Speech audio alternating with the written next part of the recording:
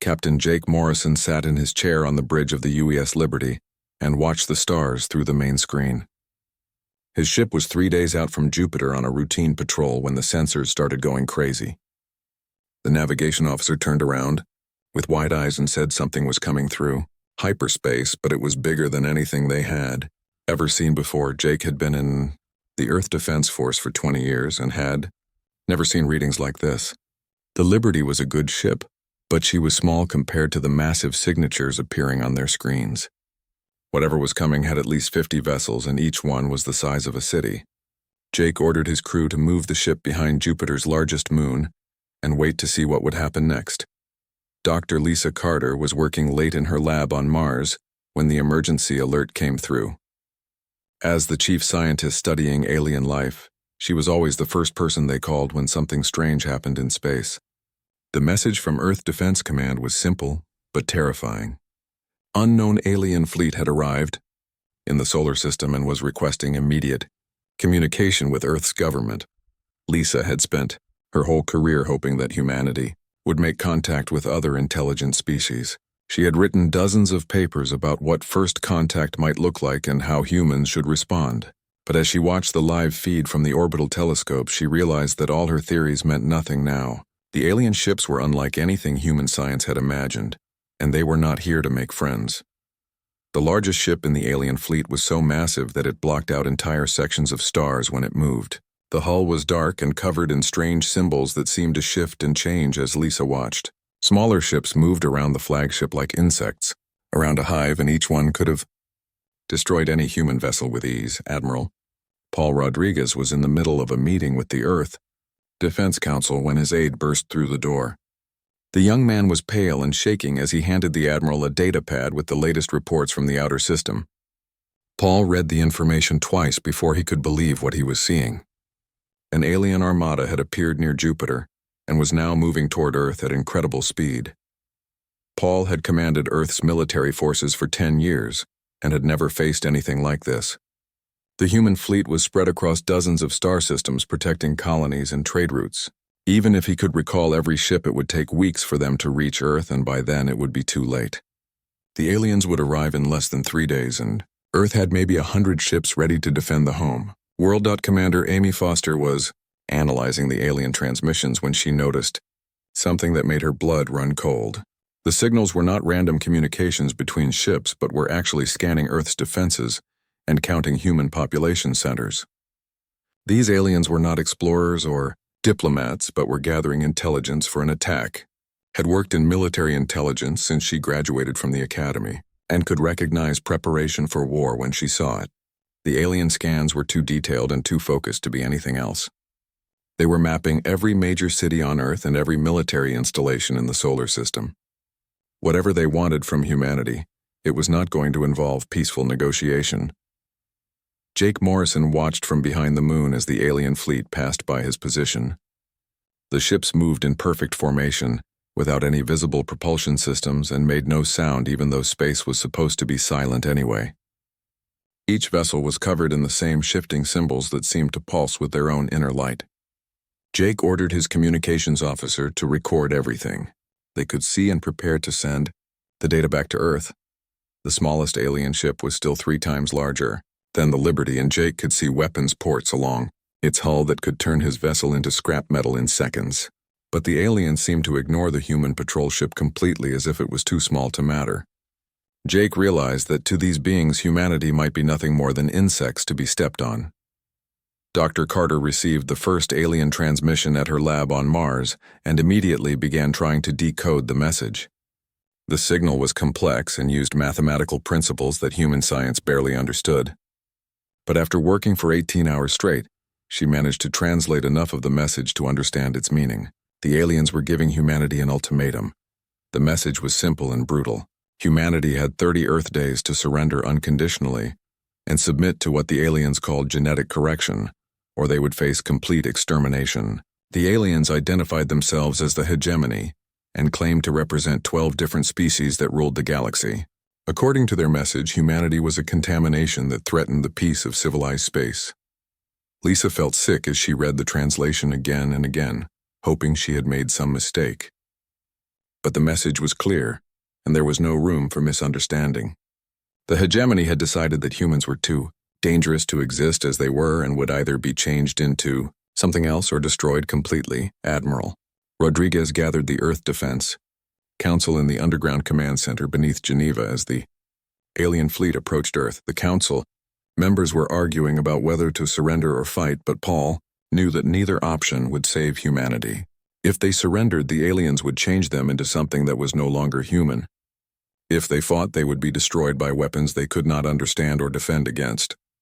But as Paul looked around the room at the faces of Earth's leaders, he saw something that gave him hope. None of them were willing to give up without a fight, even though they knew they could not win. Humanity had always been stubborn and refusing to accept defeat even when it was obvious. Maybe that stubbornness would be enough to find another way. Commander Foster presented her analysis to the council and confirmed what everyone already feared. The hegemony had the power to destroy Earth's civilization without breaking a sweat. Their technology was centuries ahead of anything humans had developed, and their fleet could glass entire planets from orbit. But Amy had also noticed something strange in the alien communications. They seemed surprised by humanity's rapid expansion across the galaxy and worried about human unpredictability. The hegemony had been watching humanity for 50 years and expected them to be like the other species they had conquered. But humans had spread across space faster than any previous race and had shown a willingness to fight that the aliens found disturbing. Maybe that was why they wanted to change humanity instead of simply destroying them immediately. Jake Morrison brought the Liberty back to Earth just hours before the alien ultimatum expired. His report confirmed that the hegemony fleet was the most powerful force humanity had ever encountered. But Jake also reported that the aliens seemed cautious and unsure about how to handle humans. They had the power to destroy Earth immediately, but instead had given warning and demanded surrender. As the deadline approached, Earth's leaders made their choice.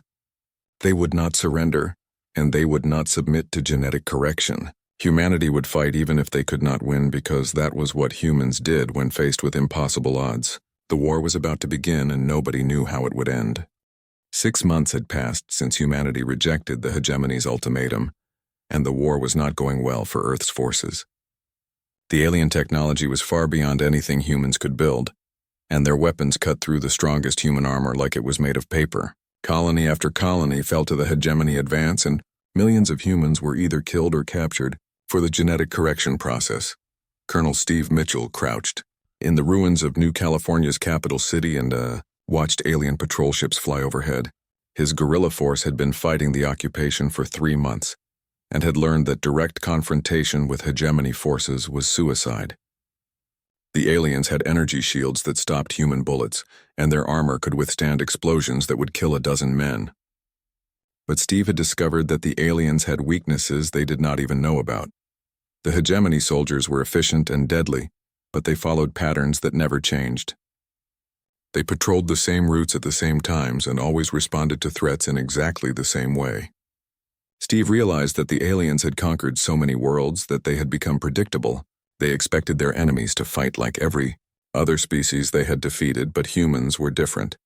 Engineer Kate Sullivan worked 18-hour days in the hidden asteroid base trying to develop weapons that could hurt the hegemony forces. The human military had tried to copy alien technology, but their science was not advanced enough to understand how it worked. Kate decided to stop trying to match the aliens and instead focus on what humans did better than anyone else. Human reflexes were faster than most alien species, and human brains could process multiple threats at the same time.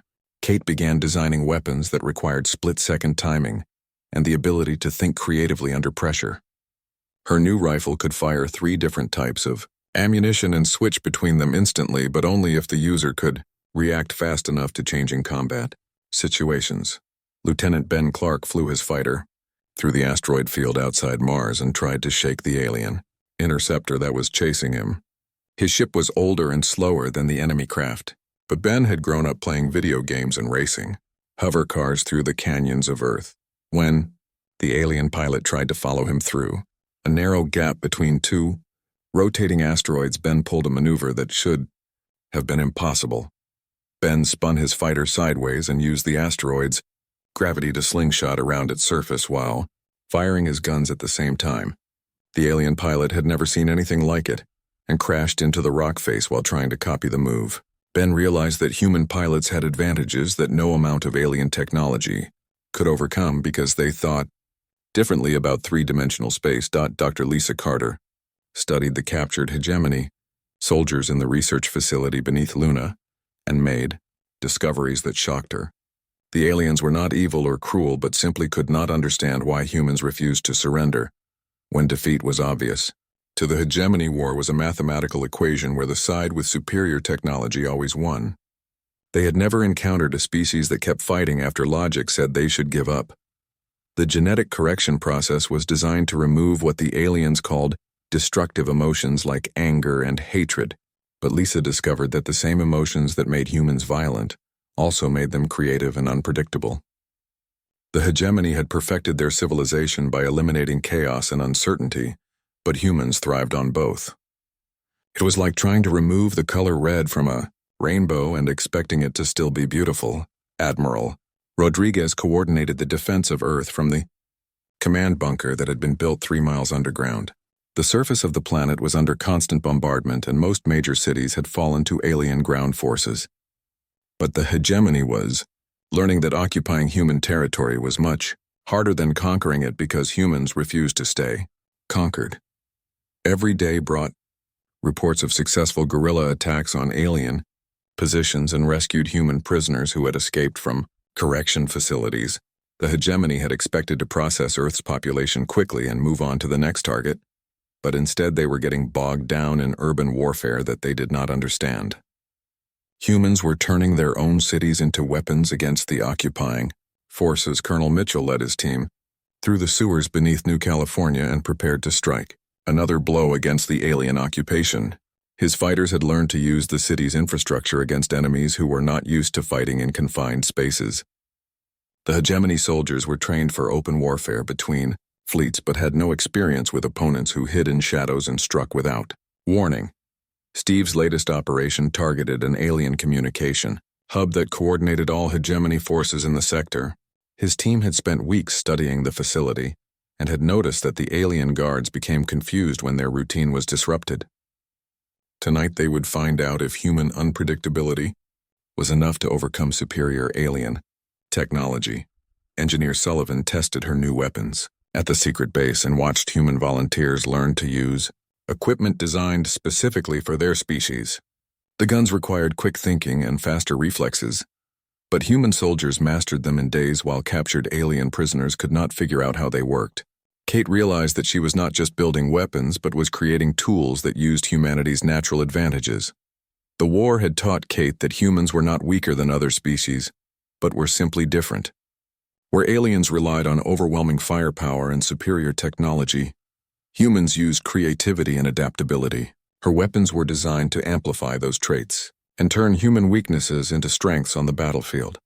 Lieutenant Clark returned to base after another successful mission and found himself promoted to squadron commander. His unconventional flying techniques had inspired other pilots to experiment with maneuvers that alien interceptors could not counter. Ben was teaching courses on three-dimensional combat thinking and had become something of a legend among human fighter pilots. The hegemony had air superiority in every engagement, but their pilots were trained to fly in formation and follow established patterns. Human pilots who grew up in chaotic environments and learned to improvise were running circles around enemies with better ships and more advanced weapons. It was becoming clear that technology alone did not determine the outcome of battles. Dr. Carter published her research on hegemony psychology and distributed it to every human resistance cell in the galaxy. Her work explained why the aliens were so confused by human behavior and provided tactics for exploiting their mental blind spots. The hegemony expected their enemies to be logical and predictable, but humans specialized in being neither. Lisa's research showed that the genetic correction process was actually torture for human subjects because it tried to remove parts of their personality that were essential to being human. The aliens thought they were improving humanity, but were actually destroying what made them unique. This discovery gave the resistance movement a powerful propaganda tool to use against collaborators. Admiral Rodriguez received reports from across the galaxy that human colonies were fighting back with increasing effectiveness. The techniques developed on Earth were being shared with resistance movements on dozens of worlds, and the hegemony advance was slowing down. For the first time since the war began, Paul allowed himself to hope that humanity might actually survive. But even as human forces gained confidence and experience, the hegemony was preparing something new. Intelligence reports suggested that the aliens were becoming frustrated with the length of the war and were considering more extreme measures. Admiral Rodriguez knew that the real test was still coming and that humanity would need every advantage they could find. Colonel Mitchell's team struck the communication hub just as the alien guards were changing shifts. The hegemony soldiers were caught off guard by the timing and could not respond quickly enough to stop the human assault. Steve's fighters destroyed the facility's main computer and escaped before reinforcements could arrive. It was a small victory, but it proved that humans could hurt the hegemony when they fought smart instead of hard. The war was far from over, and humanity was still losing more battles than they won. But something had changed in the past 6 months that gave people hope. Humans were learning to fight in ways that the hegemony could not predict or counter. They were turning their disadvantages into advantages, and proving that the most advanced technology in the galaxy could not overcome the human spirit when it refused to surrender. 2 years into the war, the siege of Earth had reached its breaking point and hegemony forces were landing on the planet's surface in massive numbers. The orbital defense platforms that had protected humanity's homeworld for decades were falling one by one to alien bombardment. Most governments had either collapsed or surrendered, but Admiral Rodriguez had established a resistance command center deep in the Appalachian Mountains, where he coordinated the defense of what remained of free Earth. Dr. Lisa Carter worked frantically in her new laboratory hidden beneath the mountains as alien ships darkened the skies above. Her research into hegemony biology had revealed something incredible that could change the entire course of the war. The 12 species that made up the alien alliance shared a common weakness that they had never encountered before, because no previous enemy had been able to exploit it. The hegemony had evolved on worlds where cooperation and logic were the keys to survival. Their entire civilization was built on the idea that conflicts could be resolved through superior technology and overwhelming force. But humans had evolved differently on a planet where chaos and unpredictability were constant threats. This fundamental difference meant that human behavior was like a virus in the hegemony's perfectly ordered system. Captain Jake Morrison led the desperate mission to capture intact alien technology from a crashed hegemony cruiser in the Pacific Ocean. His team of salvage experts and combat engineers had been planning this operation for months because they needed to understand how alien phase technology worked. The hegemony ships could become intangible and pass through solid matter, which made them nearly impossible to hit with conventional weapons. Jake's submersible descended through 3 miles of dark water to reach the wreckage on the ocean floor. The alien ship had been damaged in a battle with Earth's orbital defenses and had crashed before its crew could activate the self-destruct sequence. This was humanity's first chance to study hegemony technology up close, and Jake knew that millions of lives depended on what they could learn from the wreck. Engineer Kate Sullivan had completed her breakthrough weapon design in the hidden asteroid base and was preparing to mass-produce the new rifles for human resistance forces. Her guns used a combination of electromagnetic pulses and kinetic projectiles that could disrupt alien energy shields if the timing was perfect. But the weapons required split-second reflexes and three-dimensional thinking that only humans seemed to possess. Kate had tested her rifles against captured alien equipment and found that they could penetrate hegemony armor when used correctly. The key was to fire the electromagnetic pulse at exactly the right moment to collapse the enemy's shield and then follow up with kinetic rounds before the protection could reform. It sounded simple but required the kind of multitasking that alien soldiers found almost impossible. The war reached its darkest moment when New York, London, and Tokyo fell to alien occupation forces in the same week. Hegemony ground troops had finally adapted to human guerrilla tactics and were systematically destroying every resistance cell they could find. The genetic correction facilities in the major cities were processing thousands of humans every day and turning them into docile servants of the alien alliance. But something was going wrong with the correction process that the hegemony scientists could not understand.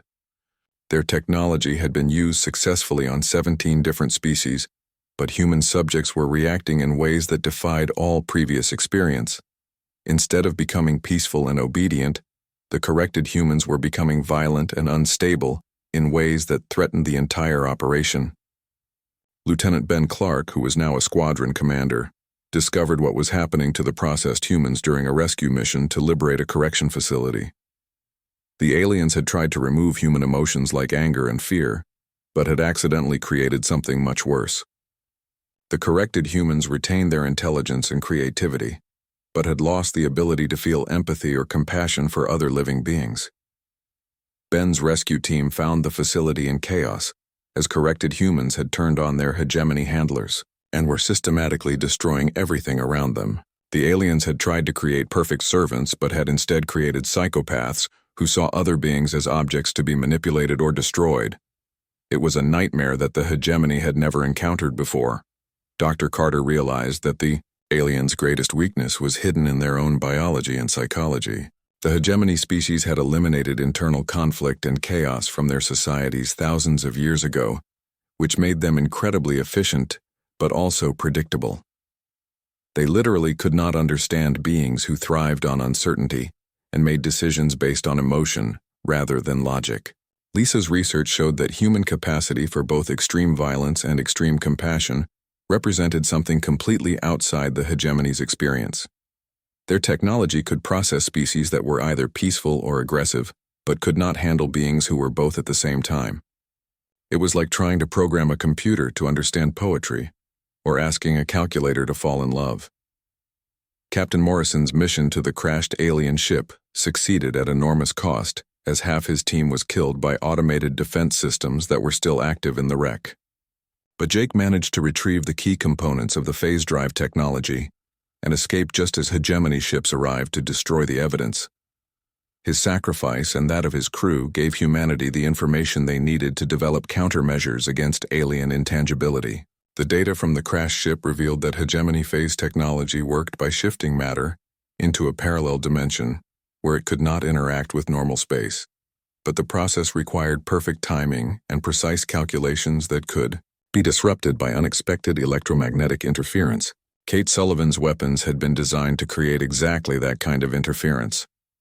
Colonel Steve Mitchell received the new weapons and immediately began training his guerrilla fighters to use them against hegemony forces. The rifles were difficult to master, but human soldiers learned them quickly because they were designed to work with human instincts rather than against them. Steve's first test of the new weapons came during an assault on an alien supply depot that was supposed to be impregnable.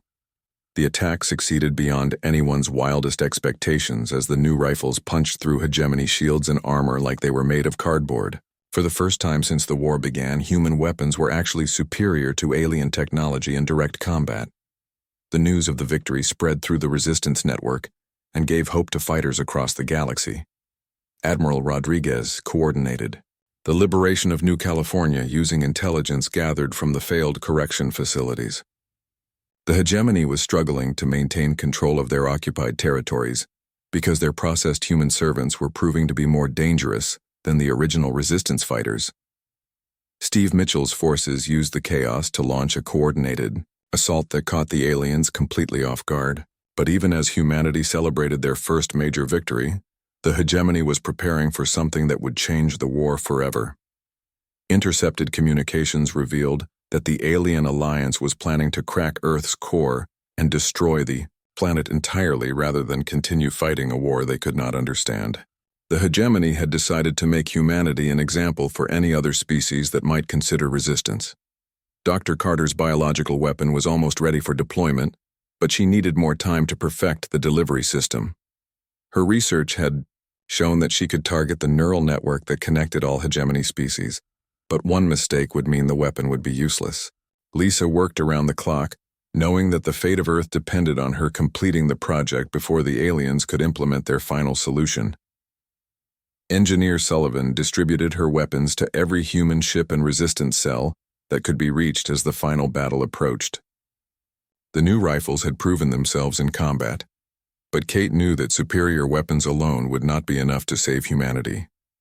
The real advantage humans possessed was their ability to think creatively under pressure and adapt to changing situations faster than any computer.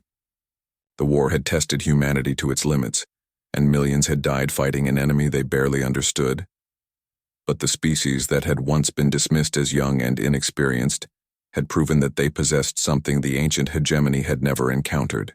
Human stubbornness and refusal to accept defeat had turned what should have been a quick conquest into a nightmare that threatened the very foundations of alien civilization. As the hegemony prepared their ultimate weapon, humanity faced a choice that would determine the fate of both species. They could accept a negotiated surrender that might save Earth, but would doom humanity to eventual extinction, or they could risk everything on one final gambit that might destroy them all. The decision would define what it meant to be human in a galaxy that had never seen anything like them before. 3 years into the war, humanity launched its first major counteroffensive armed with captured alien technology and Dr. Carter's breakthrough discoveries about hegemony biology. The tide was finally beginning to turn as human forces proved that superior technology meant nothing when faced with opponents who refused to follow the rules of conventional warfare. Kate Sullivan's weapons, designed specifically for human reflexes and thinking patterns, were devastating the alien forces who had never encountered anything like them. Lieutenant Ben Clark, who was now commanding his own fighter squadron, led the first successful assault on a hegemony battleship, using tactics that no alien pilot could have imagined. His fighters approached the massive vessel from 17 different angles, while spinning and weaving through space in patterns that looked like chaos, but were actually carefully coordinated. The hegemony interceptors tried to respond, but their programming could not process the seemingly random human movements. Ben's squadron punched through the alien fighter screen and reached the battleship's hull, where they discovered something that changed everything. The massive vessel's armor was designed to stop energy weapons and kinetic projectiles, but had never been tested against opponents who could think in 3 dimensions while moving at high speed. Human pilots who had grown up playing video games and racing through obstacle courses were able to find weak points that alien engineers had never considered. The battleship's destruction sent shockwaves through the hegemony fleet as their supposedly invincible technology proved vulnerable to human creativity. For 3 years, the aliens had dominated space battles through superior firepower, but now they were facing an enemy that could turn their own tactics against them. The psychological impact was even greater than the military victory because it proved that humans could win. Colonel Steve Mitchell used his guerrilla fighters to liberate New California in a campaign that exploited every weakness the aliens had revealed during their occupation. The hegemony forces had become overconfident after years of easy victories and had settled into predictable patterns that Steve's teams could anticipate and counter. His fighters struck at communication hubs and supply depots while avoiding direct confrontation with heavily armed patrols. But Steve's greatest weapon was not his new rifles or improved tactics, but was the psychological warfare that humans had perfected during 3 years of desperate fighting. The hegemony soldiers were beginning to fear human unpredictability and hesitated when they should have acted decisively. That hesitation gave Steve's fighters the split-second advantage they needed to strike first and disappear before the aliens could respond. The liberation of New California became a symbol of human resistance that inspired rebellions across the galaxy. Colonies that had been under alien occupation for years suddenly erupted in coordinated uprisings as resistance fighters used tactics that had been developed on Earth. The hegemony found themselves fighting dozens of separate wars against an enemy that seemed to multiply every time they thought they had won a victory. Lisa Carter's biological weapon was finally ready for deployment after months of careful testing and refinement. Her research had revealed that the 12 species of the hegemony shared a neural network that allowed them to coordinate their actions across vast distances. This network was their greatest strength, but also represented a vulnerability that no previous enemy had been able to exploit because they lacked the knowledge to target it. Lisa's weapon was designed to disrupt the neural connections that held the hegemony alliance together without causing permanent damage to individual aliens. She had spent months ensuring that the biological agent would not kill its targets, but would instead sever the mental links that made them function as a unified force. It was a precise strike against the foundation of alien civilization, rather than a blunt instrument of destruction. Engineer Kate Sullivan's weapons factory, hidden in the asteroid belt, was now producing thousands of rifles every day and shipping them to human forces throughout the galaxy. Her designs had proven so effective that captured alien soldiers were requesting to study the weapons because they could not understand how such simple technology could penetrate their advanced defenses. Kate realized that complexity was not always superior to elegance. When it came to solving problems, the new rifles required human reflexes and spatial reasoning to operate effectively. But in the right hands, they were more deadly than anything the hegemony had ever created. Kate had stopped trying to match alien technology and had instead focused on amplifying human advantages. The result was weapons that seemed almost magical to enemies who relied on computers and automation to do their thinking. Admiral Rodriguez coordinated a multi-front campaign that caught the hegemony completely off guard because they had never faced an enemy capable of strategic planning on such a massive scale. Human forces struck simultaneously at targets across 12 star systems, using tactics that required split-second timing and perfect coordination. The aliens had superior technology, but humans had superior planning and the ability to adapt when things went wrong. The campaign succeeded beyond everyone's expectations as hegemony forces found themselves unable to respond effectively to attacks that came from every direction at once. Their command structure was designed for methodical conquest of one system at a time, but could not handle the chaos of fighting multiple battles simultaneously. Human generals who had studied history and learned from past wars were running circles around aliens who had never faced serious opposition. But even as humanity celebrated their victories, intelligence reports revealed that the hegemony was preparing something that would end the war permanently. The alien alliance had decided that humans were too dangerous to be allowed to exist and were building a weapon that could crack planetary cores and destroy entire worlds. Earth would be the first target, but every human colony would follow until the species was completely extinct. Captain Jake Morrison, who had survived the early battles of the war, now commanded a fleet of ships equipped with Kate Sullivan's weapons and Dr. Carter's biological agent. His mission was to penetrate the hegemony's main fleet and deploy the weapon that could sever their neural network. It was a suicide mission that required him to get close enough to the alien command ship to release the biological agent into their air recycling system. Jake's fleet included volunteers from every human colony and represented the best that humanity had to offer. His pilots were veterans who had learned to fight using tactics that no military academy had ever taught because they had been invented during 3 years of desperate warfare. His engineers had modified their ships with technology that combined human innovation with captured alien components. The approach to the hegemony fleet required Jake's ships to navigate through a defensive network that should have been impenetrable, but human pilots who had grown up in chaotic environments were able to find gaps in the alien formations and exploit weaknesses that had never been tested in combat. The hegemony had built their defenses to stop logical attacks but could not predict the seemingly random movements of human ships. Dr. Carter monitored the biological weapons deployment from her command center and watched as the neural network that connected the hegemony species began to collapse. The aliens were not being harmed physically, but were losing the mental connections that had allowed them to function as a unified civilization for thousands of years. Individual ships began to act independently as their crews lost contact with the central command structure.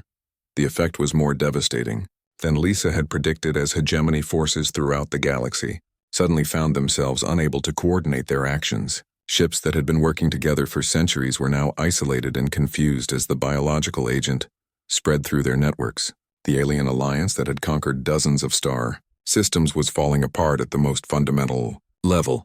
Colonel Mitchell watched from New California as hegemony ships above the planet began to retreat in confusion rather than press their attack. The aliens who had seemed so confident and organized were now acting like individuals who had lost contact with their leaders.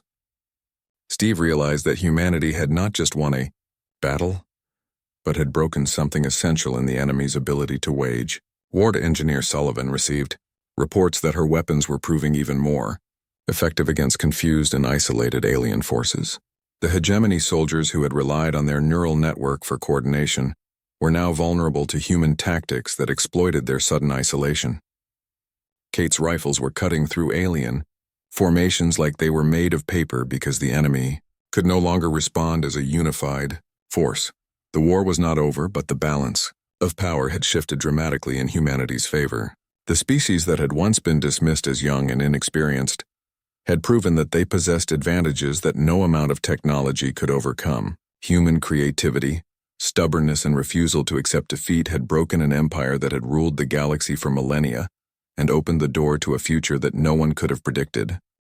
The final battle for Earth brought together every surviving human ship from across the galaxy, as Admiral Rodriguez prepared to face the hegemony's ultimate weapon. The alien planet killer was a massive construct that could crack a world's core and turn it into molten slag within hours. But the humans gathering in Earth's orbit were no longer the desperate defenders who had barely survived the war's early years.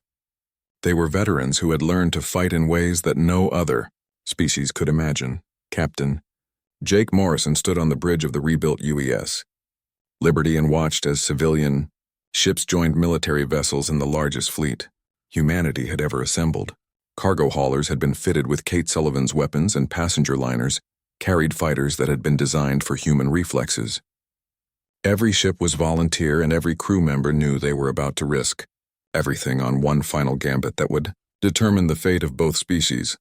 Dr. Lisa Carter's biological weapon had successfully severed the hegemony's neural network, but the aliens were adapting faster than anyone had expected. Individual ships were learning to fight independently, and some species within the alliance were proving more resilient than others.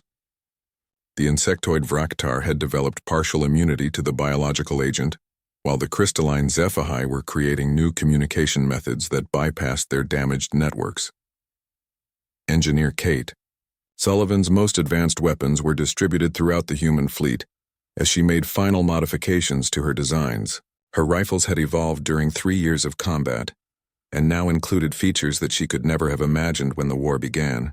The weapons could adapt to different types of alien armor and shields while requiring the split-second decision-making that only humans seemed capable of.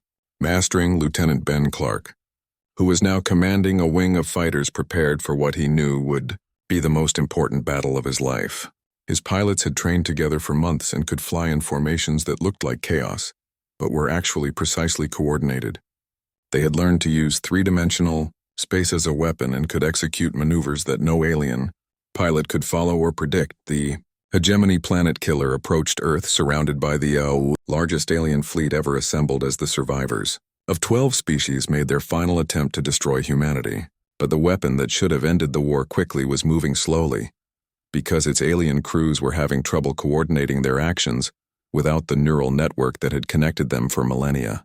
Individual ships were bumping into each other, and weapon systems were firing at random targets. Admiral Rodriguez watched the approaching alien fleet and realized that humanity had already won the most important victory of the war.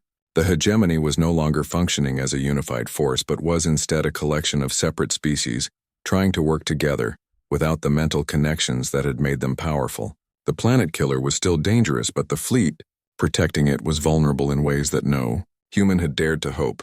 The battle began when Ben Clark's fighters engaged the alien escort ships using tactics that exploited every weakness the hegemony had revealed. During 3 years of warfare, human pilots spun through space in patterns that confused enemy targeting systems, while firing weapons that could penetrate shields if the timing was perfect. The aliens tried to respond with overwhelming firepower but could not coordinate their attacks effectively. Colonel Steve Mitchell led ground forces in a desperate assault on hegemony, positions that had been established on Earth's surface during the siege. His guerrilla fighters had become experts at urban warfare and knew how to use human cities as weapons against occupying forces. The aliens found themselves fighting in an environment where every building could hide enemies and every street could become a trap. Dr. Carter deployed her final biological weapon as human ships penetrated the hegemony formation and reached the planet killer itself. The massive weapon was crewed by representatives from all 12 alien species, but they were struggling to work together without their neural connections. Lisa's agent was designed to target the emergency backup systems that the aliens were using to coordinate their actions.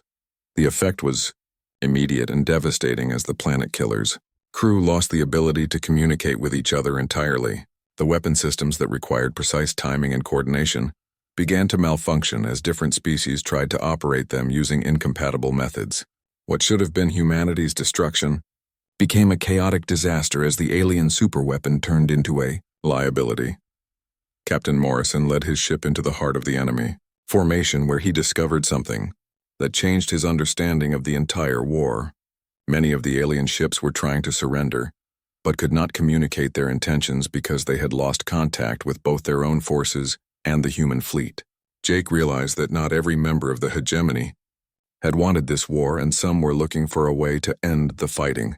Engineer Sullivan's weapons proved even more effective against the confused alien forces as human. Gunners exploited the chaos in the enemy ranks. The rifles that had been designed for human reflexes were cutting through hegemony shields and armor, while the aliens struggled to coordinate their defensive systems. Kate watched from her command ship as 3 years of desperate innovation finally paid off in victory. But the real turning point came when humanity did something that no species in galactic history had ever attempted. Instead of destroying the defeated alien ships, Admiral Rodriguez ordered his forces to offer medical assistance to damaged enemy vessels. Human rescue teams began pulling injured aliens from burning ships and providing aid to beings who had been trying to kill them only hours before. The hegemony had never encountered mercy in warfare because their conflicts were always fought to total victory or complete surrender.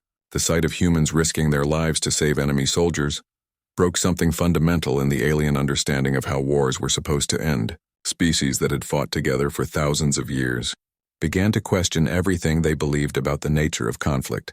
Dr. Carter's research had shown that the hegemony feared human unpredictability, but they had never imagined that humans could be unpredictably compassionate as well as unpredictably violent. The aliens had prepared for every possible military response except kindness toward defeated enemies. It was a concept so foreign to their experience that many alien commanders simply could not process what they were seeing. The planet killer was captured intact, as its crew abandoned their stations rather than continue fighting an enemy that offered medical aid to prisoners. The massive weapon that was supposed to destroy Earth became a symbol of human mercy as rescue teams worked around the clock to save alien lives. The hegemony forces that remained in the system began laying down their weapons rather than fight beings who seemed to value all life. Lieutenant Clark led the final assault on the last hegemony stronghold on Earth's surface, but found the alien garrison ready to surrender. The enemy soldiers had been monitoring human communications and had seen recordings of their comrades being treated with dignity and respect after capture. It was something they had never experienced in thousands of years of conquest, and they wanted to understand what made humans different. The war officially ended when the remaining hegemony fleet commanders met with Admiral Rodriguez aboard a neutral space station to negotiate terms. But the aliens were not discussing surrender so much as they were trying to understand how humans had managed to fight so effectively while maintaining their moral principles. Many wanted to study human society and learn from beings who seemed to have solved problems that had plagued the galaxy for millennia. Colonel Mitchell accepted the surrender of the last alien forces on Earth and found himself trying to explain human concepts of forgiveness and redemption to beings who had never encountered either idea. The aliens had expected to either conquer or be destroyed, but had never considered the possibility that their enemies might offer them a chance to start over. It was a revelation that would reshape galactic civilization. Engineer Sullivan's weapons factory was converted to produce medical equipment and reconstruction tools as humanity began the long process of healing both species. Her rifles had won the war, but Kate realized that building peace would require different kinds of innovation. The same creativity that had made humans deadly in combat could also make them effective at solving the problems that had led to conflict in the first place.